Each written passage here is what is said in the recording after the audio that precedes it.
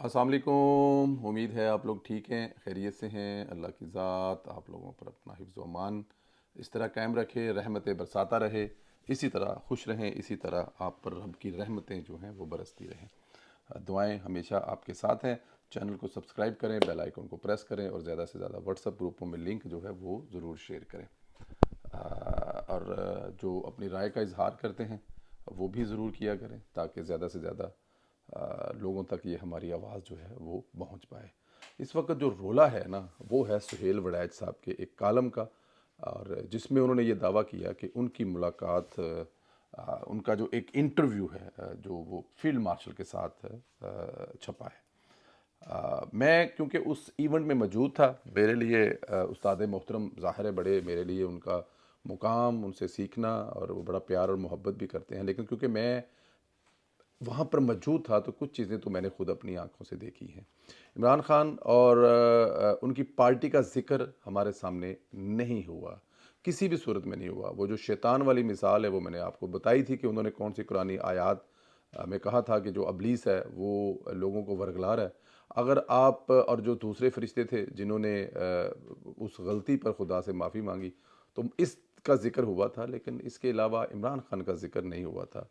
और इसके अलावा वड़ाई साहब के साथ कोई वन टू वन मुलाकात जिसे कहते हैं कि वो जिस तरह इंटरव्यू बाकायदा होता है, आमने सामने बैठते हैं, और ऐसा मेरी मेरी नज़रों से ऐसा नहीं गुजरा। खाने की टेबल पर मुलाकात हुई थी, और वो जो है वो उसको पीटीआई जो है उसको काफ़ी हद तक जो है वो अपने आप को कर रही है। आज DGISPR ने भी कह दिया कि आर्मी चीफ की तरफ से किसी सहाफ़ी को इंटरव्यू नहीं दिया गया। सुहेल वड़ैच के जिस कालम की बात हो रही है वो ब्रुसल के एक इवेंट का था। ब्रसल के इवेंट में तकरीबन 1000 लोग थे।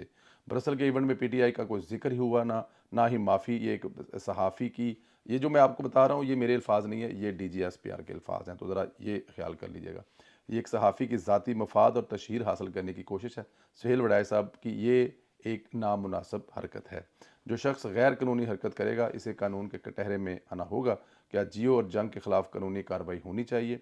हमने बहुत वाज़ेह अल्फाज में कहा कि अदारों को समझदारी का मुज़ाहरा करना चाहिए, मीडिया को समझना चाहिए कि ये मुनासिब नहीं है। अफसोस की बात है कि सीनियर सहाफ़ी ने भी एक गैर ज़िम्मेदाराना हरकत का मुज़ाहरा किया। फ़ौज एक ज़िम्मेदार अदारा है। सुहेल वड़ैच अपना मंजन बेचा। इस मंजन में सहाफ़ती आदाब का बिल्कुल ख्याल नहीं रखा गया और एक इंतशारी जमात के मुर्दा बयानिए को एक जान और बयानिया फराहम करने की कोशिश की गई। लेकिन उसी बयानिए की आज DGISPR की तरदीद और वजाहत के बाद मौत होगी। पीटीआई के चंद लम्हों की खुशी वो इतने अहम हैं, माफ़ी मांग लेंगे तो तलाफ़ी हो जाएगी, हवा में उड़ गई। DGISPR ने वाज़ा कर दिया कि फील्ड मार्शल ब्रसल इवेंट में सैकड़ों लोगों के साथ तस्वीर बनवाई। वहाँ एक अदद तस्वीर को बनाकर ये तासर देना कि वन टू वन मुलाकात हुई है, ज़ाती तशहीर और बदयानती के सिवा कुछ भी नहीं है। ये चीज़ें भी सामने आ गई हैं कि फील्ड मार्शल ने पूरे इवेंट में जो गुफ्तगू हुई इसमें पीटीआई या बानी पीटीआई का एक बराबर भी जिक्र नहीं था। इस बात का मैं गवाह हूँ, क्योंकि ये बात मैं अपनी गवाही दे रहा हूँ। क़यामत के रोज़ भी अगर मुझे गवाही के लिए कहा जाएगा तो मैं खुद परवेज़ संदीला इस पर गवाही देगा कि पाकिस्तान तहरीक इंसाफ का या किसी सियासी पार्टी का स्वाय वज़ीर आज़म शहबाज शरीफ साहब की कारकर्दगी और उनका जंग में जो किरदार का, ये एक सिंगल सियासी शख्सियत है जिनका जिक्र हुआ है वहाँ पर। सुहेल वड़ैच ने बहरहाल अपने सहाफ़ी कैरियर का एक अब ये DGISP की तरफ से आ रहा है कि एक जो कल्ट पार्टी की खातर जो है वो अपना दागदार किया है। जो सहाफ़त के तलबा उन्हें उस्ताद मानते हैं, इनके लिए वो समझा जा रहा है कि शायद उनके लिए बदतरीन लम्हा होगा, बट मैं क्योंकि उनका टीचर हूँ मैं ऐसा नहीं सोचता। उन्होंने जो दूसरा कालम है उस कालम को अगर पढ़ा जाए तो उसमें उन्होंने अपनी ख्वाहिशों का इजहार किया है, और जिस कॉलम को लेकर पाकिस्तान तहरीक इंसाफ वाले प्रोपागंडा कर रहे हैं, और वो प्रोपागंडा मास्टर हैं, वो इतने मास्टर हैं कि वो चीज़ों को जो है वो उनकी डायरेक्शन तब्दील कर देते हैं, तो लोगों की जहन साजी वो करते हैं। लेकिन मेरा नहीं ख्याल उनका एक अपना ज़ाती राय है, उसका वो इजहार कर रहे हैं, और उसके इजहार पर ये कह देना कि ये चीफ फील्ड मार्शल ने कहा है, ये मेरे ख्याल में मुनासिब नहीं है। यहाँ जंग ग्रुप की भी प्रोफेशनल जिम्मेदारी पर सवाल उठते हैं। उन्होंने एक कालम कैसे छापा या कैसे होने दिया। पाकिस्तान के हसास तरीन ओहदे पर बैठे शख्स से मुतल्लिक इंतहाई गैर मामूली और गैर संजीदा जो है वो उसको गुफ्तगू कहा जा रहा है। बहरहाल आज DGISPR ने फिर वजाहत कर दिया, गलत फहमी दूर कर दी है। माफ़ी मांगने से 9 मई की जान छूट जाएगी, ऐसा नहीं होगा। माफ़ी के बाद भी कानूनी अमल जारी रहेगा, सज़ा होकर रहेगी, क्योंकि 9 मई एक नाकाम बगावत है और बगावतों का इंजाम माफ़ी नहीं, सख्त से सख्त सज़ा है। इमरान खान की ज़मानत हुई, बरीयत नहीं हुई। 9 मई एक नाकाम बगावत है और है रहेगी। बगावत नाकाम हुई तो फिर इनकी गर्दन की फ़िक्र होनी चाहिए। मैं यहाँ पर फिर बता दूँ कि अबलीस वाला जो मामला है कि अबलीस ने जब माफ़ी मांगनी नहीं है या अबलीस ने जब माफ़ी मांगी नहीं है तो फिर माफ़ी का सवाल कहाँ पैदा होता है। हाँ, यहाँ पर कुछ लोगों को माफ़ी मिली है, ये भी नहीं है कि माफ़ी नहीं मिलेगी, बिल्कुल मिली है। 9 मई में बहुत सारे ऐसे लोग मजलूम थे जिन्होंने शुरू में आकर नदामत का इजहार किया, रियासत के सामने, हुकूमत के सामने अपने हाथ जोड़े और आइंदा के लिए ऐसे कामों से तौबा की तो उनको माफ़ी मिली है। शायद उस वक्त अबलीस भी ये काम कर लेता तो अबलीस की जान भी छूट जाती। बहरहाल आज का दिन पीटीआई के लिए अच्छा नहीं है। सुहेल वड़ायत ने उनको जो थोड़ा सा वो एक दिया था ना, जिससे उन्होंने खुद ही सुहेल साहब के जो कॉलम है उससे निकाल लिया था, वो ज़बरदोस्त। इमरान खान जो इस वक्त दूसरों को डिक्टेटरशिप के ताने देता था, दर हकीकत खुद बड़ा डिक्टेटर है और इसी माइंड सेट पर पार्टी चलाता है। अपनी पार्टी में तमाम काबिल रहनुमाओं को छोड़कर इमरान खान ने महमूद अचकज़ई को अपोजिशन लीडर नामजद किया है। पार्टी के chairman, vice chairman, general secretary समेत सियासी कमेटी से मशावरत तक नहीं की। अब सियासी कमेटी ने इमरान खान के फैसले को मुस्तरद कर दिया है और असूली मौक़िफ़ इख्तियार किया है कि महमूद अचकज़ई तो अपोजिशन लीडर नामजद नहीं हो सकता। उन्होंने ये भी खदशे का इज़हार किया कि क्या पीटीआई महमूद अचकज़ई को तांगा पार्टी में ज़म करने की कोशिश तो नहीं कर रहे। महमूद अचकज़ई को नामज़द करने का फ़ैसला क्यों हुआ था? इमरान खान ने यह फ़ैसला इसलिए किया था कि महमूद खान अचकज़ई फ़ौज के ख़िलाफ़ आजकल बड़ा जहर उगल रहा है। माजी में भी रियासत मुखालफ किरदार अदा कर चुका है, ख़ुद को पाकिस्तानी मानता ही नहीं और वो अफ़गानिस्तान के साथ रहना चाहता है। वही अचकज़ई जिसने माजी में कई गैर कानूनी अफ़गानियों को नादरा के शनाख्ती कार्ड दिलवाए थे, जिसमें राह के भी कई कारिंदे शामिल थे। दर हकीकत ये फ़ैसला इमरान खान और बाहर बैठी हुई इन कुफ्तों का था जो इमरान खान के ज़रिए पाकिस्तान को अंदर से कमज़ोर करना चाहते थे। वो इमरान खान को पीटीआई के बाहर बैठे सोशल मीडिया के ज़रिए कंट्रोल कर रहे हैं।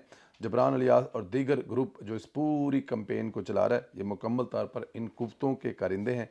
अब आपने कड़ियाँ मिलानी है। जब सियासी कमेटी ने अपना असूली और आइनी हक इस्तेमाल करते हुए महमूद खान अचकज़ई की बतौर अपोजिशन लीडर नामजद की मुखालत की थी तो इन कुफ्तों ने फौरी तौर पर रद्द अमल देना शुरू कर दिया था।